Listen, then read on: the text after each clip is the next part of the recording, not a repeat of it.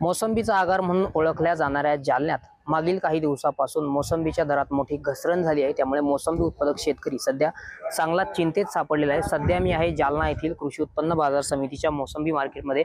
आपण जर या ठिकाणी बघितलं तर या ठिकाणी दररोज साधारणतः 200 ते 250 टन मोसंबीची आवक होत होती। मात्र मागील काही दिवसापासून या ठिकाणी आवक जी आहे ती कमी झालेली आहे, कारण आंध्र प्रदेशातील मोसंबीची आवक या ठिकाणी वाढलेली आहे आणि त्यामुळे या ठिकाणच्या मोसंबीच्या भावाला मोठा फटका बसलेला आहे। सद्यस्थितीला जालन्यामध्ये मोसंबीला जवळपास 14 ते 18 हजार रुपयापर्यंतचा प्रति टन पर्यंत भाव मिळतोय।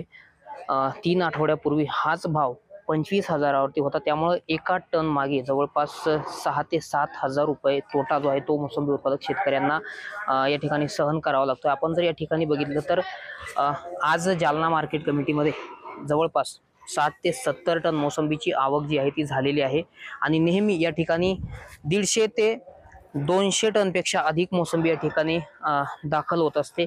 आपल्यासोबत हे व्यापारी आहेत, त्यांच्याशी आपण संवाद साधण्याचा प्रयत्न करूया।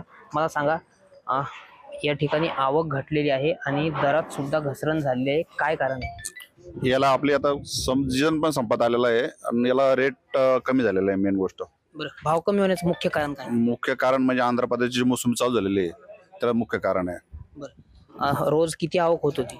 सीजन मध्ये रोजच्या आवक 250-300 कधी कधी 500 पर्यंत आवक करत होती सीजन मध्ये। सद्यस्थितीला काय आवक आहे? सध्या त्याला 50 ते 100 पर्यंत आवक आहे, 100 टनापर्यंत। सद्यस्थितीला मोसंबीचा भाव काय? सध्या 14 ते 18 पर्यंत भारी माल, बाकी खराब माल असले हलके तर त्याला कमी 10च्या आतमध्ये पण रेट भेटतोय। खाली जे काळा माल आहे ना त्याला 8 ते 12 पर्यंत रेट आहे त्याला। साधारण 3 आठवड्यापूर्वी भाव किती होता?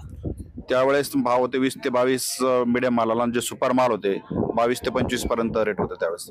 आता भाव वाढण्याची काही शक्यता? शक्यता बिलकुल नाही आता, कारण की संपलेला कार्यक्रम होता। आंध्र प्रदेश माल जो डायरेक्ट आपल्या तो पोळ्यापर्यंत चालू असतो, ऑगस्ट पर्यंत चालतो माल, त्याच्यामुळे आपल्या मालाला मागणीच कमी झालेली आपल्या मालाला। तर नक्कीच आपण पाहू शकतो की या ठिकाणी आवक जी आहे ती घटलेली आहे आणि भावात मोठी घसरण झाली। खरं तर जालना येथील मोसंबीला मोठी मागणी असते।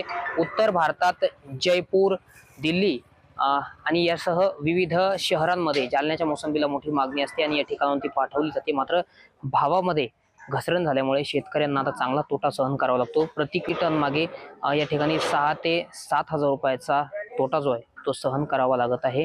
त्यामुळे शेतकरी आता पुन्हा एकदा संकटात सापडलेले आहे। एकीकडे जालना जिल्ह्यामध्ये पाण्याअभावी मोसंबीच्या बागा या ठिकाणी सुकल्या आहेत, तर काही ठिकाणी फळबागांवरती कुऱ्हाड सुद्धा चालवलेली आहे। त्यामुळे शेतकरी संकटात सापडले, त्यामुळे या शेतकऱ्यांना आता तोटा जो आहे तो सहन करावा लागतोय। रामनाथ ढाकणे, TV9 मराठी, जालना।